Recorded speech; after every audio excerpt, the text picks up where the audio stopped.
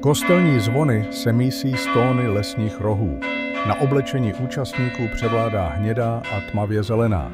To vše napovídá, že tato mše v Šardicích bude neobyčejná.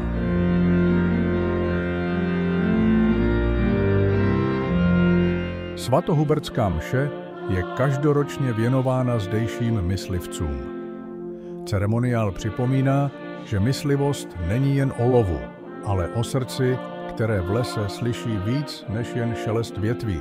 Na začátku mše svaté pojednáme tomuto praporu. Šardičtí myslivci svůj prapor dosud neměli. Je víc než jen plátnem s umně vyvedenou výšivkou. Zrcadlí se v něm léta příběhů a úcta k přírodě. Každý steh je poděkováním těm, kteří zasvětili část svého života ochraně zvěře a lesů. Myslivecká tradice v Šardicích trvá několik desítek let.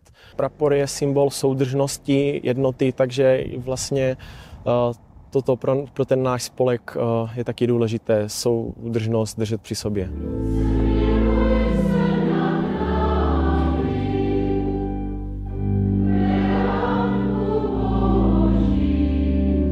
Slavnostní mši celebroval opat z dalekého pražského Strahova. Ne náhodou. Sám je totiž vášnivým myslivcem. V té přírodě na posedu nebo ať už kdekoliv člověk může zaslechnout Boží hlas. Je i takový krásný žalm, že zvěř vychází ze svých úkrytů, zase se tam vrací a to člověk pozoruje právě v těch krásných hodinách, když se rozednívá nebo když se stmívá. To jsou většinou takové chvíle, kdy tam myslivec v lese může být a to je něco, co dodává také klidu do duše. Je to takový i vyrovnání, jakési čerpání a sklidnění se. Legenda říká, že Hubert býval pánem lesa. Ne jeho ochráncem, ale nelítostným lovcem. Hnal se za každým parožím, za každým úlovkem. Až jednou na Velký pátek se les otevřel a před ním stanul jelen, hrdý, klidný, s křížem mezi parohy. Právě tato scéna je na novém praporu vyobrazena. Tehdy k Hubertovi promluvil Bůh a vyzval ho, aby změnil svůj život. Lovec odložil zbraň, přijal víru a stal se ochráncem zvířat i lesů.